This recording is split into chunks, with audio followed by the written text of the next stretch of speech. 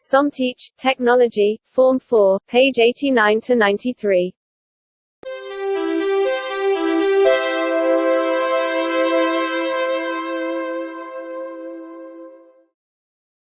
Call us, +252615567332.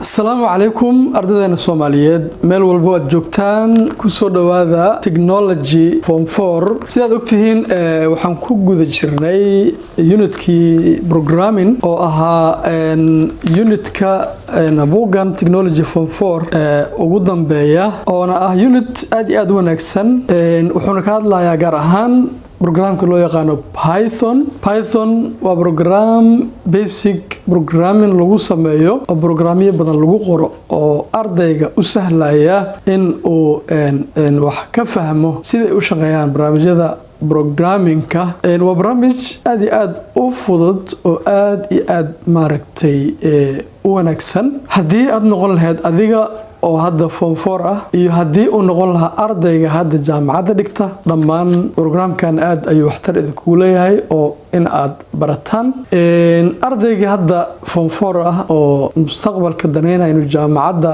barto computer science programkan aad iyo aad ayuu faa'iido u leeyahay waxaana casharkii ugu dambeeyay uu noo marayay sida Python loo soo dejisto loo soo download gareysta oo loola soo dago waxa inoogu xiga markaan installation sameeyno aan computerka u shubno si aan computerka ugu shubno week hore oo idinka ogaa in computerkii uu noo qaadan waayay computerka oo ku jiro Windows 7 hadaba ogow haddii computerkaaga Windows 7 oo ku jiro ama Windows-yada ka horeeyba Python hadda kuguma shaqeyn doono sidaas daraadeed waxaan u baahanay computer oo ku jiro Windows 7 wax ka sareeyo so waxaan markii dambe imaaday computer oo ku jiro Windows 10 then waxaan maanta arkaynaa marka sida loogu shubi lahaa Python iyo sidii programka koowaad Hello World loogu qori lahaa ku soo dhawaada programka waxaan ka bilaabanaynaa page 89 halka ay ku qoran tahay run the installer inaan ku shubno barnaamijka aan kicino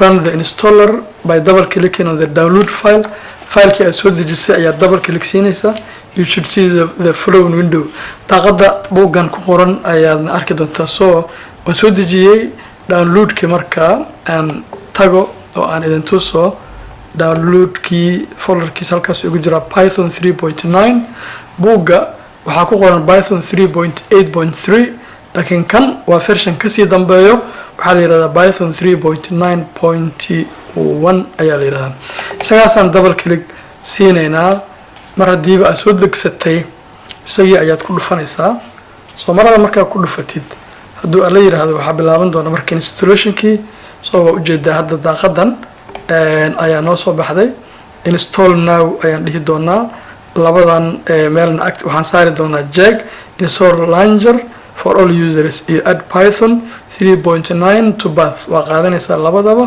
soo waxaad dhahaysaa markaan install now ayaa dhahaysaa yes ayaa sii dhigi doontaa then waxaa socda installationkii ayaa socdo oo waxaan ku shubaynaa computerkii dabcan waxaan ku shubaynaa Pythonkii ayaa ku shubmaayo oo sida aad u jeedid halkaas waxaa qoran setup progress Pythonkii ayuu ku shubayaa computerka hadduu ilaa yiraahdaan markuu dhammeeyo ayaan isticmaali doonaa طبعا بوجا make sure you check the box that says add Python waxaad hubisa inaad tick saartay box ku dhahay add Python 3.9 to path waan soo saarnay click install now install click C waan soo dhahnay so wait the installation to finish sug ilaa installation uu ka dhameysanayo oo computerka ku shubayo and then continue to open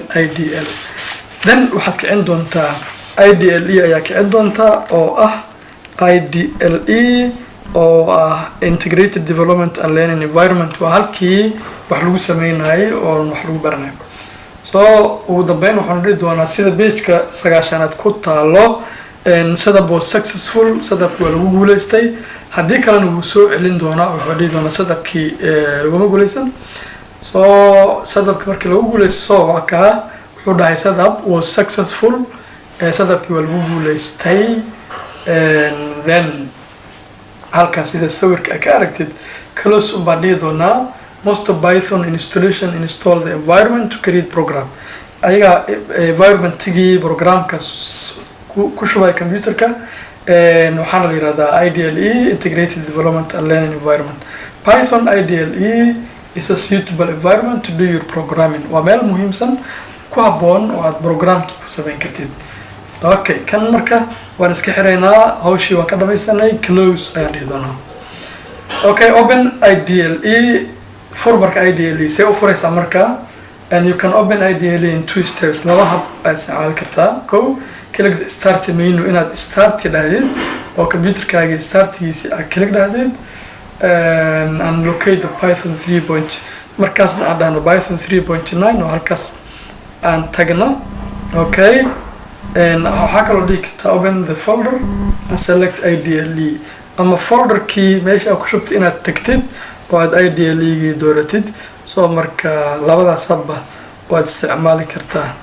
IDLE Python 3.9 64-bit Python modular Python manual. Okay, all of this ay ku qoran tahay soo marka midka kore aan click siino dabcan haddii click aan siino maxaa inoo soo furmi doono then waxaa inoo soo baxay IDLE shell halkii programka lagu sameynayay ayaa inoo soo baxday sida aad arkaysaanba.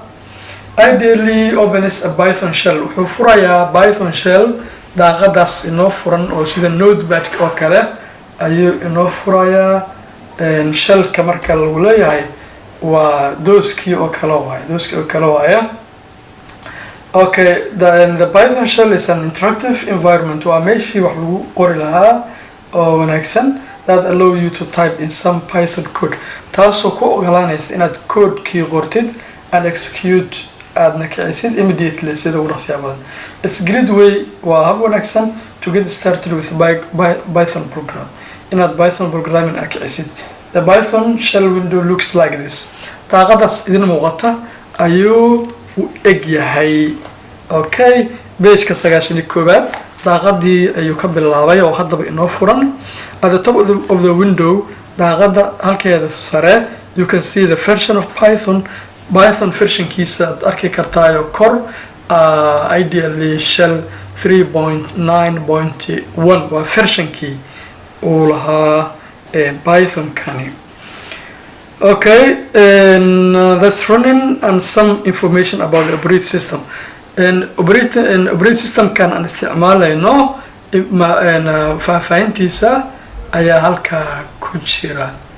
Good. waxaa kaloo arkaysaa calaamadan saddexdan calaamad 1 2 3 4 calaamad that you see is called Python prompt lahaa. dooskii waxaad arki jirtay wax la yiraahdo dos prompt. So halkan waxa waaye promptiga waa Python. Whenever you see this markastoo sidaan aragtid it means waa macnaheedu waxa waaye that Python is waiting for you. Python wuu ku sugayaa to give it some instructions inaad amraysid. Now that you have a Python installed hadda Python aan ku shubnay computerka let's get straight into writing your first Python program aan qorno programka koobaad. Your first Python programka koobaad muxuu noqonayaa marka now that you have the latest version of Python installed in your computer hadda versionkii ugu dambeeya computerka lagu shubay it's time to start coding waa hadda xilliga aad codeka gelin lahayd. If you don't have IDLE open already go ahead and open it. IDLE haduusan ku furnayn fur hadda anagu wuu noo furan yahay. IDLE gan wuu noo furan yahay. There are two main windows that you will work with. laba daaqad ayaa jirta. Ko interactive window oo daaqadan ah which is the one that opens when you start IDLE. Okay, labo script window oo ah mid ayadana codeka waxaas lagu qorayo. You can type code into both interactive and script window. labadaba waad ku qori kartaa. The difference between the two is how the code is executed. labada farqiga u dhaxeeya waxa waaye sida codeka loo kicinayo. You will write your first Python program and learn how to run it in both windows. labada waan baran doonaa. Markii pageka 92 ee buugga interactive window ayaa noo soo baxayo. Interactive window and contains a Python shell key ayaa ku jira doskii which is textual user interface waa meel qoraal aad ku qori kartid use it to interact with the Python language oo aad luqadii Python ka aad ku arkaysid hence the name interactive window. Okay, in the interactive window the first line sadarka koowaad tells you what a version of Python is running. sadarka koowaad ee kor wuxuu ku sheegayaa versionka ku shaqeynaya ayuu ku sheegayaa sadarka koowaad oo line-ka koowaad. Okay, in this case ideally is running Python 3.83. ideal hadda Python no kacsan waa 3.8.3 laakiin hadda maxaa waaye waa laga soo tagay versionkan 3.9.1 ayaas.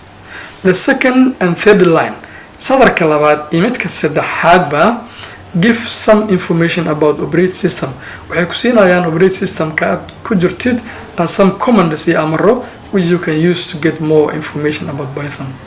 Calaamada afarta calaamad the symbol in the last line is called the prompt. Last sadarka ugu dambeeyana prompt yaa la yiraahdaa. This is where you will type your code. halkan waa meesha codeka aad ku qori doontid more information about Python. Sorry, and this is where you will type in your code. Go ahead and type 2 plus 3 bal hadda waxaa qortaa 2 plus 3 qor maxaa soo baxay 2 plus 3 and press enter taabo maxaa noo soo baxay 2 plus 3 maxay la mid tahay 5 ayaa noo soo baxday sida aad u jeedid 5 ayaa noo soo baxday. When you hit enter Python evaluates hit enter markaad taabatid Python wuxuu qiimeynayaa the expressions waxaa qortay ereyada displays the result 5 wuxuu soo bandhigayaa natiijada 5 ayuu soo bandhigayaa and then prompt you for more input. Then wax kale inaad si aad u gelisid ayuu wuxuu ku soo saarayaa promptiga ku soo saaraya those promptiga oo ka arki jirto oo kale. Good, waa daaqada sawirkaas aad arkaysid.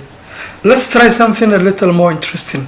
aan isku dayno wax kale oo xiiso leh. Then adding two numbers laba number kale aan isku darno. And a write passage for every program is writing their first hello world. Of kasta oo programming sameynaya marka koowaad wuxuu ku tijaabiyaa program la yiraahdo hello world oo ardada marka la barayana kaas ku tijaabiyeen. Okay, that brings the phrase hello world on the screen. wuxuu noo soo daabacayaa hello world ayuu noo soo daabacayaa. To bring text to screen in Python si aad wax u daabacdid in Python you use print function. Print f function la isticmaalaya print laba bracket ayaa la isticmaalaya. Function is bit code that typically takes some input. wuxuu ka sugayaa inaad wax gelisid wax la gelinayo waxa la yiraahdaa argument yaa la yiraahdaa inputka. It does something with the input. Okay, wax buu ka xareynayaa and produces more output. wuxuuna soo saarayaa output ayuu soo saarayaa output uu soo saarayaan waxa la yiraahdaa return value ayaa la wax buu soo baxaya la yiraahdaa. The function in code and work like mathematical function wuxuu shaqeynayaa sida xisaabtii caadiga ku dar iyo kale. For example, mathematical function radius equal radius square 2 text wuxuu soo celinayaa radiuska r oo cycle ah ay ku soo celinayaa. Then wuxuu ku siinayaa marka natiijadii. Python print function takes some text and the print function ka qoraal ka qaadaya and then displays wuxuu ku soo bandhigayaa the text qoraalka on screen shaashada. To use print si aad print function u isticmaashid type word print ereyga print baa qori doontaa halkaas waxa ku qoraysaa print baa qori doontaa. Okay, the prompt in the interactive window followed by the text hello. kadibna waxaa raacinaysaa hello inside the parenthesis. marka parenthesis fure print yaa qortay laba parenthesis furaysaa and parenthesis ayaa furaysaa. Okay, then waxaa qoraysaa hello waxaan filaynaa parenthesis furan yahay keyboardka waxa waaye marba meel ayuu ku qorayaa parenthesiska.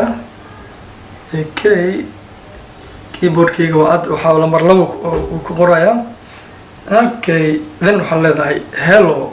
Okay, hello ayaa qoraysaa hacket world hello world spaceki waa hacketka marka waxaa kusoo xiraysaa marka quotationkii ayaa kusoo xiraysaa the enter aad doontaa. This program displays hello world on screen using print function.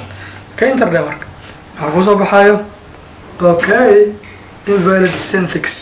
So marka maxaan ka booday bracketskii ayaa iga maqan. Okay, waxaan qorayaa print ayaan qorayaa. Okay, sorry, waxaan qorayaa print.